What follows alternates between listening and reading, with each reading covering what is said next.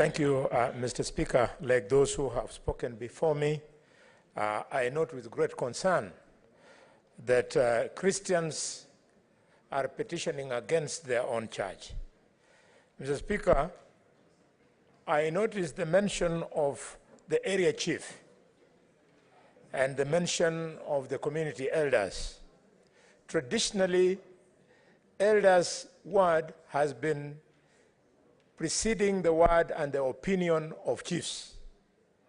But this particular chief, as the committee goes to the ground, he must be one of the usual, typical big man syndrome sort of chief that we get in the rural areas, who, after the community allowed the church to be given 75, Mr. Speaker, 75 acres for free, then wanted to punish the community by wanting that they give away 1,000 acres.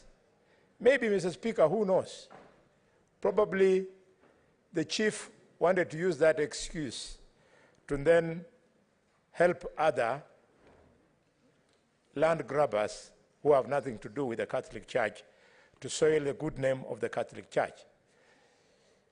Mr. Speaker, this brings into question 2 points. The first one is the alternative dispute resolution mechanisms that were being promoted by former Chief Justice David Maraga. Probably a matter like this is best sorted out by the elders through the usual traditional sittings. Number two, Mr. Speaker, it brings into the question the issue of the land tenure policy in this country. Our land tenure policy is not sustainable. We have to slowly start educating our youth to know that in the fullness of time, not every Kenyan will have a title deed. In fact, sometimes I normally ask myself, why would a doctor like myself, a lawyer like you, Mr. Speaker, a lawyer like Cherargei, be fighting for the fathers 2 acres of land to subdivide with their siblings? What for?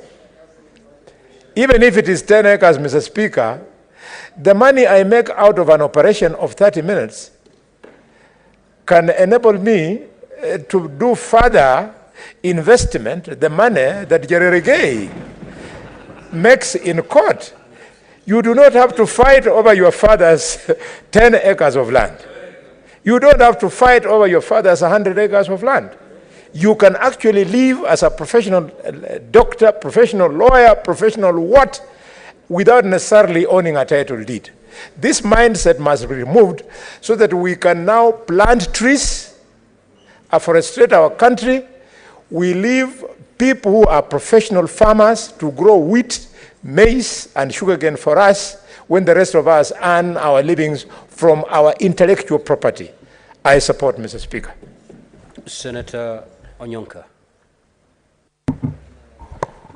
Thank you, Mr. Speaker. I would like to also support the discussion that my colleagues have had.